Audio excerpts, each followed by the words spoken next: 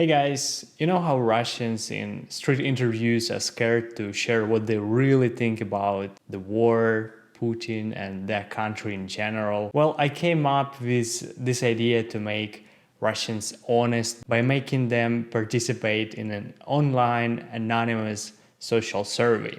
And in that survey, I presented 25 questions. You really should listen to how Russians answered those questions because it gives interesting insight in how Russians perceive their country, what they're scared of, and what they think about the war, democracy, and their government. Okay, I'm gonna read the questions and show you the stats and some answers in order, but it's going to get more and more interesting, so bear with me. The first two questions were designed to make Russians think about the past and about society in general.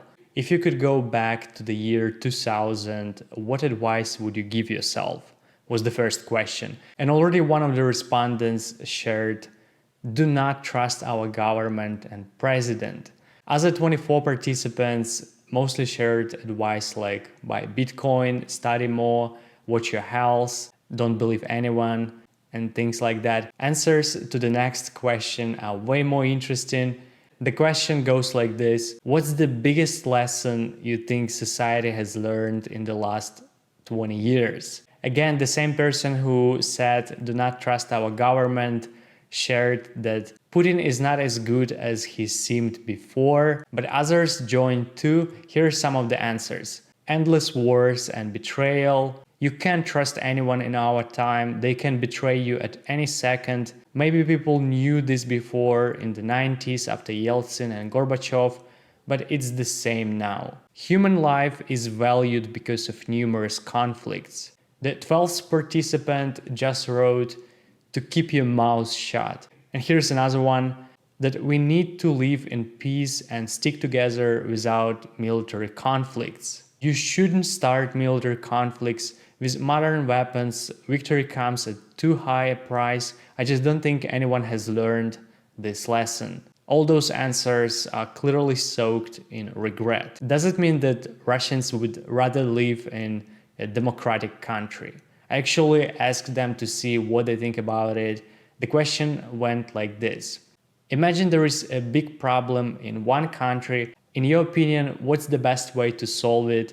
When one person makes a quick and firm decision, or when a decision is made after long discussions and debates among many people. Out of 25 people, 15 participants answered in favor of democracy, 3 didn't give an answer, and only 6 supported a strong leader making a decision solely. Of course, the sample size of this survey is super small, but still it gives hope that the Russian society is actually a sleeping democracy. Also, it's interesting how confused some of these people are. The third participant who criticized Putin preferred dictatorship over democracy. The fourth participant who complained about endless war and betrayal also voted for dictatorship, as if the past doesn't teach him that it's dictators who started the worst wars in history. Those participants who are in favor of one strong leader tend to mention his qualities as something people should trust. For example, the fourth participant wrote that if it's an adequate and influential leader, then the first option is preferred, which is dictatorship. Number 5 wrote, I personally think one person, because several people might take half a century to solve even an insignificant problem, since all people are different. So they buy charisma and an incredible speed of solving the problems, and then they're not happy that their adequate leader went insane after being in power for decades. But generally Russians, at least those people who participated in this survey, seem to be pro-democracy. You would never guess how they answered the next question, which was this: if you could create rules for the media, what would you consider more important? For all media outlets to say the same thing to maintain unity, or for them to present different points of view even if they contradict each other? And so 18 participants, or 72% of respondents, preferred free press. The remaining 7 people wrote they want the media outlets to say the same thing to maintain unity. Okay, so what I get from this is that the majority of participants actually strive for democracy. But what stops them? What do they see as the problem on their way to democracy? I think the next question shows their opinion on this. The question goes like this. Imagine you are reading the news about problems in our country. In your opinion, who is most often the main culprit for these problems? There are three groups of answers to this question. First group, that consists of 8 participants, says that it's the government that should be blamed for all the problems. They say that it's the people who are in power, corrupt officials in power, or that is the fault of the bureaucratic apparatus. The second group, which also consists of 8 participants, says that it's we ourselves or the population who's to blame for all the problems. Some of them even express dissatisfaction with the fact that they can't do anything about it. Yes, apparently everyone, it's good to reason like that when you yourself can't really influence the emergence or the solution of these problems.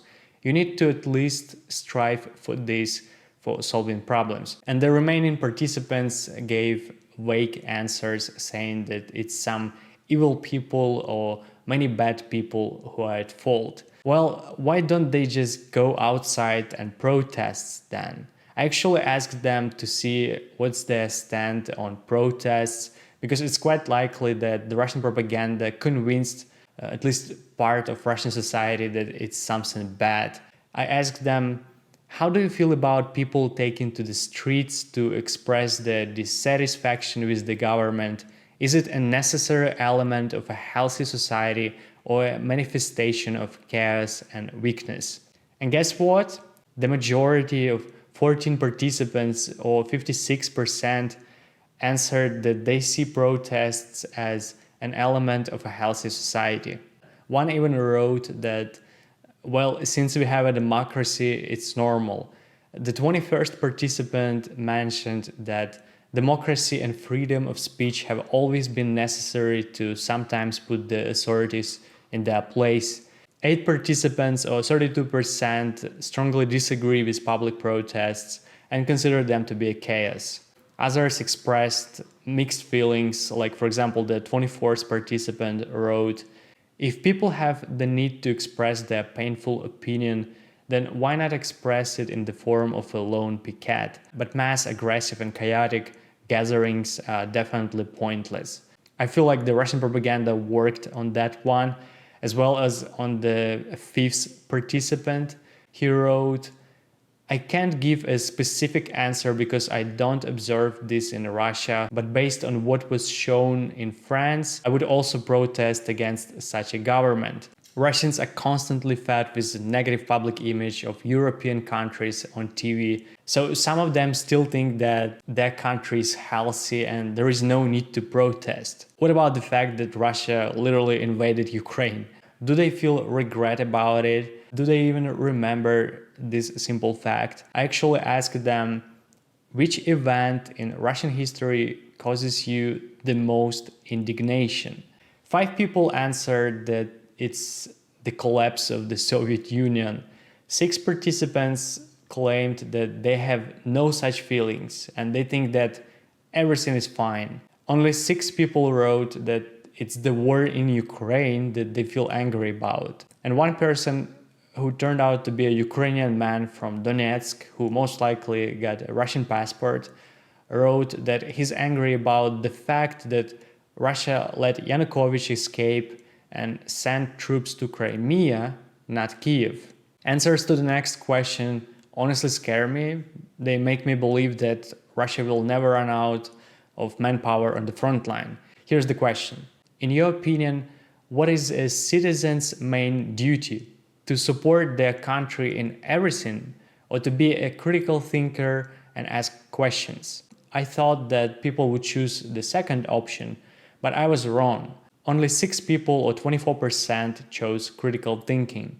10 respondents, or 40% of participants, answered that they prefer to support their country in everything over asking questions. The 12th participant even wrote, support your country even if it is wrong about something. Others replied that they don't want to choose, they want to support their country and ask questions. But the fact that so many are willing to just blindly follow the course of their country, to me it indicates that they will go fight for Russia no matter how irrational or evil its goals are. Okay, let's go over the next question, which is also interesting. What is your biggest wish for the future of Russia that you have never said out loud?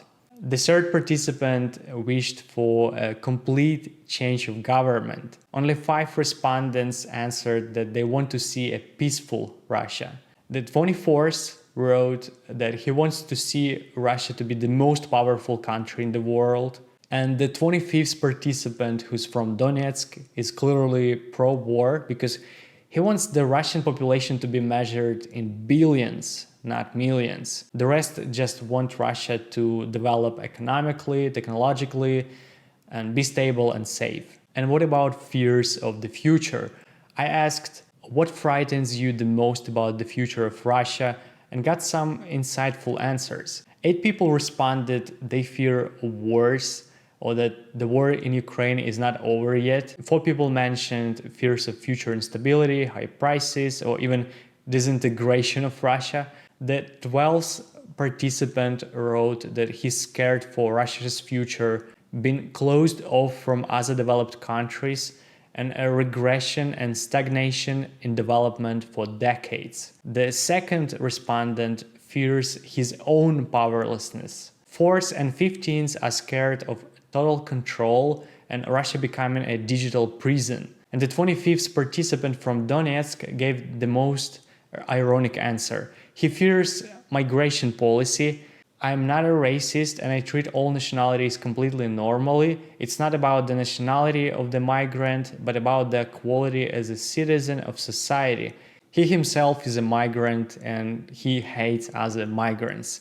And finally, let's go over answers to the last question, which goes like this. In your opinion, when can it be said that the goals of the special military operation have been achieved? Its answers to these questions where Russian propaganda shines the most through responses of random Russians. The 4th participant shared that the war will be over with the capture of the Mykolaiv and Odessa regions, with a complete blockade of Ukraine's access to the Black Sea. The 5th uttered a pure nonsense, saying that the special military operation will be over when the white-nosed clown is no longer in power in Ukraine, and the majority of them take off pots from their heads and finally understand who their real enemy and murderer is. So he's implying that there is some other kind of murderer other than the Russian army and its leaders. The number 15 said that it's when Ukraine disappears from the political map of the world that the war will be over.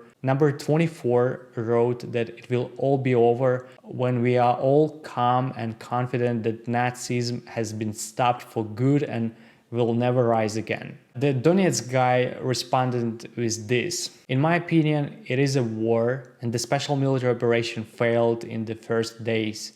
And the goal of the war, in my opinion, will be achieved when the state of Ukraine is taken under control without the Western crazy regions. 5 respondents have no idea what can make this war stop, but some of them also expressed the lack of understanding of Russia's goals. And not a single participant wrote that it's when Russia withdraws its invading forces that the war stops. So what I see is very confused people who actually would prefer democracy over dictatorship, who like free press, who are scared to live in constant wars and instability, but who are too blinded with propaganda to understand who their real enemy is. Guys, I really hope you enjoyed this video. It took me a lot of time to make it, so I'd appreciate it if you like this video and share it online.